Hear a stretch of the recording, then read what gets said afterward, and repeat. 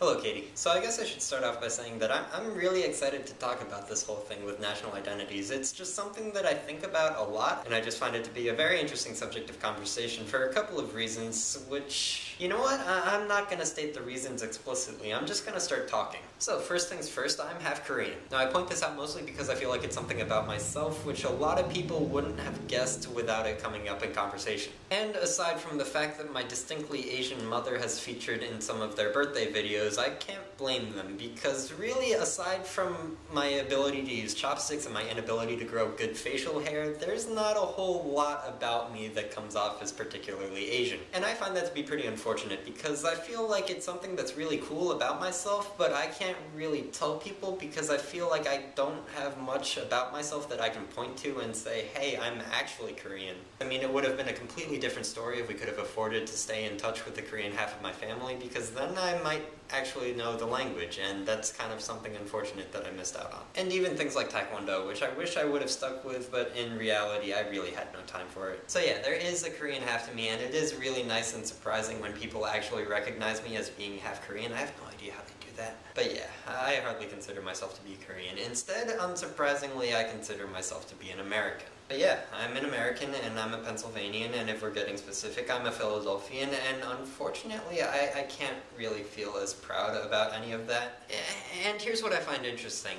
What you were talking about with stereotypes, I think it definitely applies here, but in a completely opposite manner. I'll start with the Philadelphia thing. I do definitely consider myself to be a Philadelphian. I mean, I lived an hour outside Philly for the last, 12 years? Yeah, 12. But I'm really kind of hard-pressed to find reasons why that's a good thing. I'll be completely honest here, and I at least find this to be a funny thought, that the thing through which I identify with Philly with the most is sandwiches. It's a cheesesteak, people.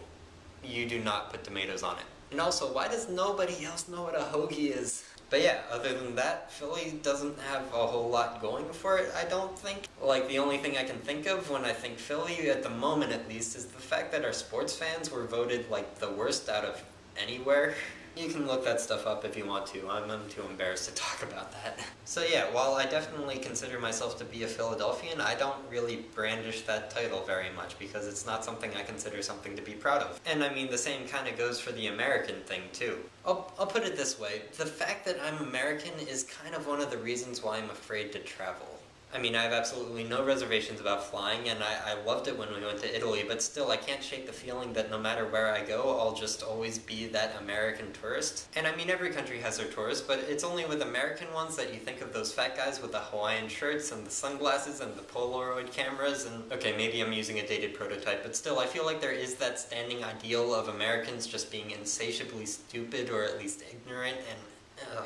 I just really hate it because I can't shake the feeling that that's not a judgment I'll be able to escape. Like, I really want to go to Germany and I want to learn German, but I have this fear, and I feel like it's a legitimate one, that I would speak and everyone would laugh because of the American accent. And it's frustrating because, and this should come as no surprise, Americans are kind of hung up on foreign accents. And with foreigners in the United States, I feel like at worst the little idiosyncrasies might get pointed out, but still, that's nothing compared to the fact that you can speak Swedish. Whereas in other countries, like Germany, everyone else speaks English anyway, so there's not really a whole lot to compensate for the fact that it's painfully obvious that you come from the country everyone considers to be that fat, really kind of idiotic country. So yeah, I mean, it's not like I dislike the fact that I'm America. I feel like America has a lot going for it. However, I do really hate the idea that I likely won't ever be considered anything other than America by the rest of the world, especially since the rest of the world does not have such a positive looking schema for American. But yeah, other than that, I'm just kind of glad that I didn't have to make this video yesterday, because that would have just been hilariously unpatriotic of me. And I'm looking forward to seeing what you have to say tomorrow, Jeff, and also what you have to say on Thursday, James, because I'm kind of hoping I'm not the only one in this thinking.